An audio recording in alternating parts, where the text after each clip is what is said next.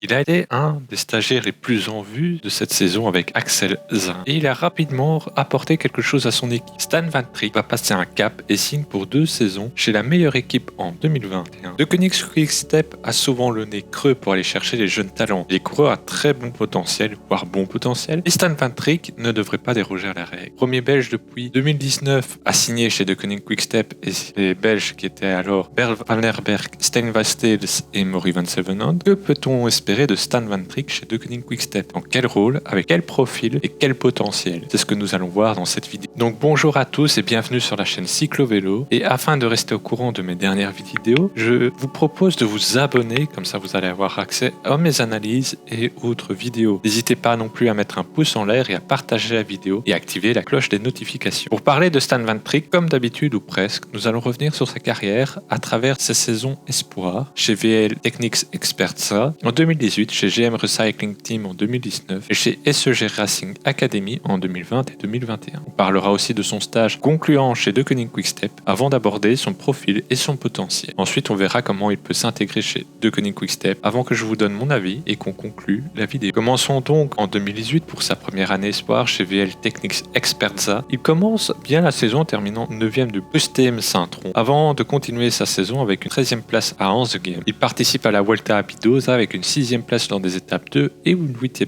place lors de l'étape 4. Toutes deux étaient montagnes. Il remporte aussi le classement des jeunes. Il finit 2e de l'étape 5 qui était plate sur la ronde Vlaams-Brabant avant de terminer sa saison sur une 6e place à Beau. Cette année n'est pas vraiment facile à juger pour le profil de Stan Van Trick parce qu'il y a des beaux résultats sur des étapes assez compliquées. En 2019, il change d'équipe pour notamment passer un palier au niveau international. Il part chez GM Recycling Team. Il finit cette année-là 3e du championnat provincial du Brabant flamand du contre-la-montre U23 comme premier résultat notable de la saison. Il est ensuite sélectionné pour participer à la Ronde van Vlaanderen-Beloften qu'il termine à une belle 10e place. Il finit aussi 10e d'un autre monument cette saison-là en version espoir, à savoir Liège-Bastogne-Liège. Il continue à enchaîner avec une 13e place au championnat du contre-la-montre de Belgique U23. Il finit aussi 15e de sa flèche ardennaise avant de signer une belle 3e place sur Overijse-Malaise. Il est 4e de l'étape 3 du triptyque ardennais et 2e du classement au meilleur jeune pour une 8e place au général. Il participe ensuite au Giro du Valais d'Aoste où il finit 6e du prologue. Il enchaîne avec une 9e place sur l'Internatie Rennig-Gelst. Il est aussi 3e de Heel van Verondal et il participe pour la première fois au Tour de l'Avenir avec en prime une 15e place sur l'étape 1 de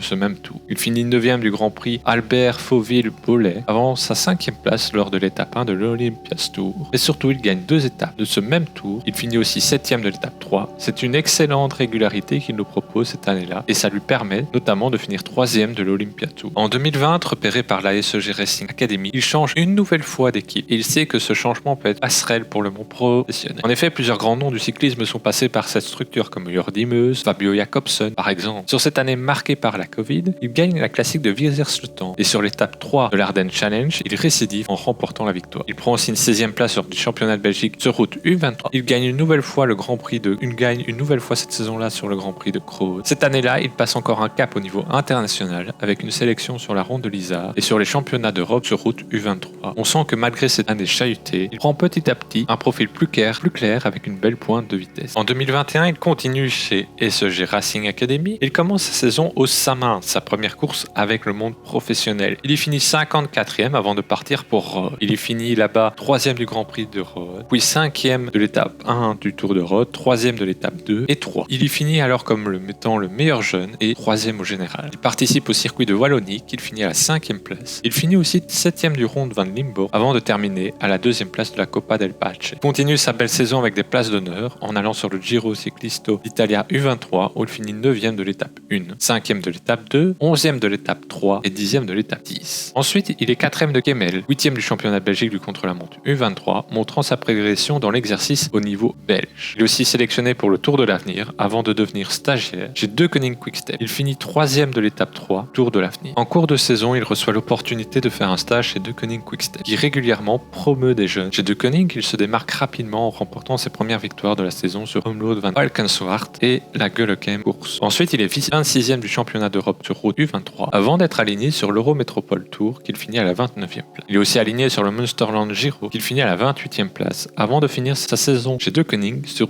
Bain-Chimay-Bain avec une 39e place. Si les résultats ne sont pas ceux d'un gros crack ou d'un talent exceptionnel au premier abord, il fut présent dans toutes les finales des courses, aidant notamment sur la victoire au Munsterland Giro de Mark Cavendish. Il montre en peu de courses qu'il est un équipier très solide en sortant des rangs espoirs et qu'il est une très bonne aide, très précieuse pour ses leaders. Il finit sa saison avec la SEG sur le circuit des Ardennes qu'il ne termine pas, puis la Ster van Zwolle avant de finir 9e de l'Omloop and de Brackman pour clôturer sa longue et fructueuse saison. Maintenant que l'on a retracé son parcours chez les espoirs et son arrivée chez De Koning comme stagiaire, essayons de déterminer son profil. Si sa première année espoir, on peut se dire qu'il a des qualités de grimpeur, il faut très vite se rendre compte qu'il n'est pas un grimpeur ou un coureur par étapes, puisque ses performances n'ont pas vraiment été suivies dans le temps. Van Trick s'est rapidement développé autrement, et c'est clairement en vue de son gabarit vers le sprint et les classiques pavés que son profil s'oriente. Et donc pour moi, Van Trick c'est surtout un coureur de classique et résistant. Et là-dessus, je pense que c'est assez simple à décrypter, parce que, à vrai dire, Van Trick, il a une belle pointe de vitesse, une capacité à passer les classiques pavés, plat et vallonné, voire semi-vallonné. On parle pas bien sûr de profils comme Liège-Bastogne-Liège chez les professionnels, où je pense qu'il va être un peu limite, mais des classiques avec une certaine difficulté pouvant se finir au sprint. Et là, pour vous donner une bonne idée, ce sont ses résultats chez les espoirs, notamment au Tour des Flandres du 23. Donc là-dessus, je pense qu'on est vraiment un coureur qui est capable de passer le pavé, qui a plutôt ce profil. Alors la question est plutôt peut-être sur son potentiel. Et là-dessus, je pense qu'il a un très beau potentiel, comme Quick-Step l'a engagé, mais aussi surtout au vu de ce qu'il a montré en tant que stagiaire. Donc au niveau du potentiel, je pense qu'on est sur un coureur comme Lampard, ce qui signifie qu'il a un très beau potentiel qu'il faut travailler pour l'amener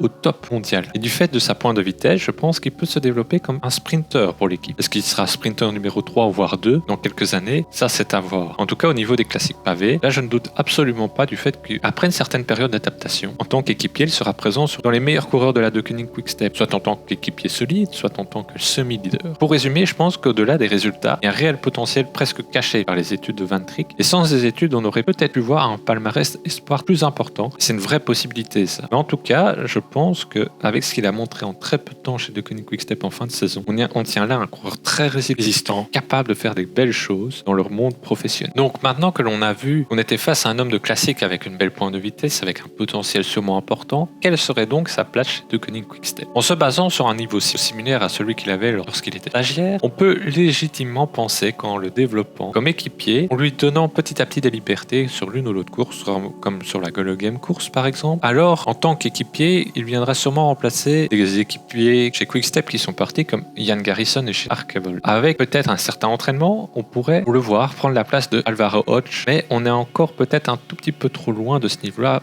que pour vraiment le dire. On peut émettre la possibilité, comme sur les classiques pavés, il devra se montrer très solide quand il sera sélectionné pour monter dans la hiérarchie en dépassant des garçons comme Stills, Van Lerberg d'abord. Donc ça c'est court, mais logiquement, il aura une vraie place d'équipier sur les courses belles. Et sûrement sur les classiques Tour ou World Tour pour progresser. Il est aussi presque un boulevard pour devenir le sprinter numéro 3 ou 4 chez De Koning Quick-Step, avec seulement Sénéchal comme élément inconnu pour cette position, puisque est-ce qu'on va le garder dans le train Jacobsen ou est-ce qu'on va le faire sortir et jouer sa propre carte? Il y a donc une véritable place pour Van Trick dans sa nouvelle équipe. Je pense aussi qu'il a savoir-faire pour faire progresser les coureurs chez De Koning Quick-Step et notamment pour leur donner des responsabilités, les faire grimper dans la hiérarchie de groupe. La force aussi d'être le Wolfpack, c'est-à-dire qu'on ne compte pas totalement sur un seul et unique coureur, mais sur 2-3 leaders et des coureurs bien capables de figurer. Terminons donc maintenant par mon avis sur cette arrivée chez De Koning Quick-Step. Pour être à 100% honnête avec vous, je ne connaissais pas Van Trick avant le début de cette année et surtout avant son Giro d'Italie U23 où j'ai repéré son nom et je me suis intéressé à son profil. À ce moment, je trouvais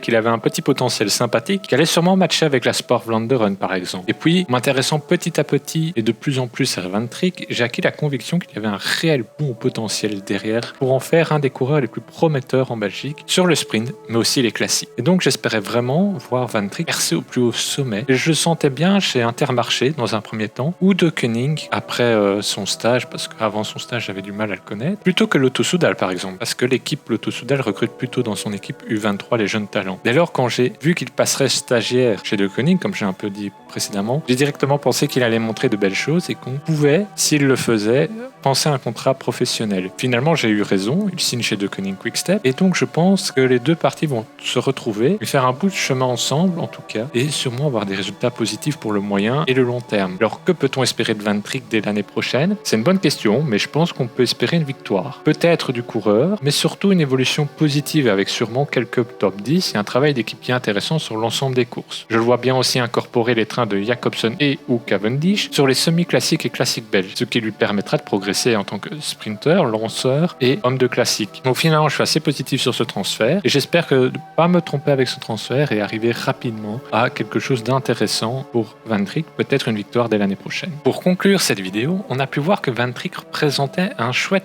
potentiel. Avec 4 années espoir où il a monté progressivement en puissance sur le circuit mondial pour devenir stagiaire chez De Koning Quick-Step. Avec un profil de classic man et d'homme rapide, il correspond très bien à la philosophie de sa nouvelle équipe et cela semble être un bon choix pour De Koning table aussi sur un jeune coureur avec un beau talent qui correspond au profil de Flandrien et de classic man que l'équipe s'est si bien développée. Ce passage d'un talentueux coureur belge dans le World Tour s'annonce donc intéressant et à suivre tout au long des 2 prochaines saisons. Alors, que pensez-vous de l'arrivée de Stan Van Trick chez De Koning Quick-Step? Dans quel rôle voyez-vous Van Trick évoluer et peut-il devenir un des leaders de cette équipe sur le long terme? Selon vous, Van Trick est-il plutôt un Flandrien ou un sprinter? Dites-moi tout ça en commentaire et n'hésitez pas à développer d'autres questions. N'hésitez pas à vous abonner, à partager la vidéo et à mettre des pouces en l'air, cela permet de faire une avancée sur la chaîne. Pour nous, on se dit à très bientôt pour une nouvelle vidéo d'analyse de transfert, de décryptage de carrière ou encore d'autres analyses sur le site.